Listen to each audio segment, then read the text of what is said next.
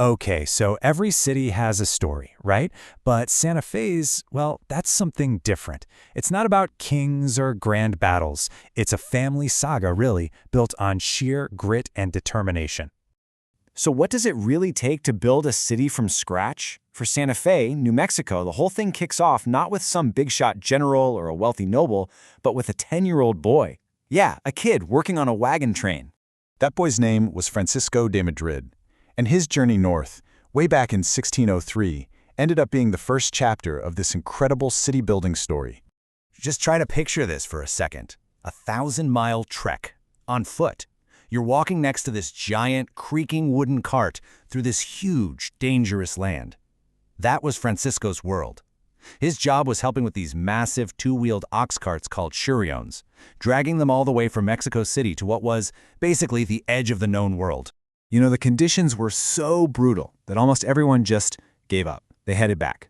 But Francisco, he was one of the very few who chose to stick it out. This tough, rugged frontier, he decided to make it his home.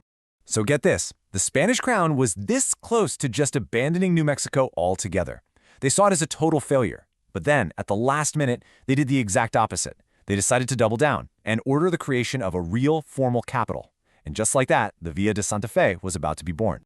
And this right here, this is basically the official playbook for building a Spanish colonial city. It's the blueprint that took Santa Fe from just a messy camp and turned it into a structured community. I mean, these orders from the viceroy laid out everything, and that plan would shape the city for hundreds of years. And who was right there at ground zero? Francisco. He wasn't just some guy passing through. Nope. He was an original settler. He got land, and he had to legally promise to stay for at least 10 years. He was literally putting down roots, becoming a foundational piece of this brand new community.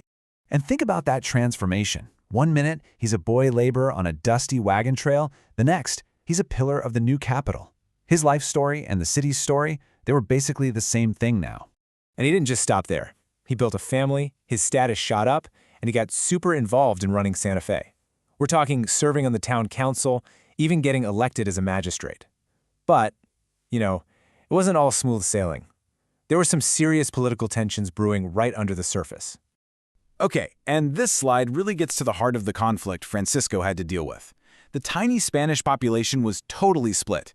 You had the pro-Franciscan friar camp, and then you had the pro-governor camp. Francisco and his son, they threw their lot in with the governor. And in a place this tense, that was a huge risk. All right, so let's jump to the next generation and see how things heat up, because believe me, life on this frontier was about to get a whole lot more dangerous. So the family legacy passed to his son, also named Francisco. But he didn't just inherit the name, he inherited a world of problems. He grew up in a New Mexico that was being absolutely hammered by conflict with Apache raiders and crippled by famine. The reality of what they're facing, well, the numbers tell the story. In just a little over 6 months, Apache raids killed 373 of the colony's Pueblo allies. That's a huge number. And it wasn't just the human cost. They lost over 2,000 horses.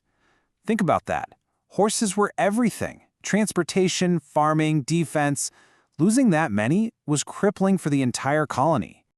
Now, 6 Spanish soldiers killed might not sound like a lot, right? But you have to remember, there were only about 100 Spanish men who could even fight, so losing even one was a disaster. Losing 6 was devastating to their ability to defend themselves. The situation was so desperate that the governor himself wrote this. He basically said the colony was on the verge of collapse, that people were literally starving to death on the roads. It is a miracle, he said, anyone remains.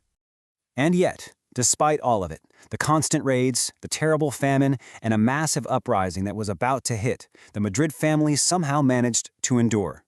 Then, in 1680, the absolute unthinkable happens.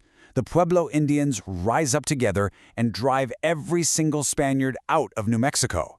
The Madrid family lost everything, their homes, their land, all of it. They were forced into exile. But that connection to the place they helped build, it was unbreakable. So 12 years go by, and the third generation comes back. Francisco's grandsons, Lorenzo and Roque, they pack up their families and return to the ruins of their old homes. They were ready to rebuild the very city their grandfather had founded. They weren't coming back as conquerors, they were coming home. And it's cool. Over time, even the family name changed a bit. Some descendants started spelling it Madril, which people think is closer to how it was originally pronounced. It's like a living piece of history, connecting the past right to the Madril families you can still find in New Mexico today. When you really think about it, this family's incredible, multi-generational journey is the story of Santa Fe. It's a testament to survival, to unbelievable resilience, and to the deep, deep roots that build a community. It makes you wonder, what stories are buried in the foundations of your own hometown?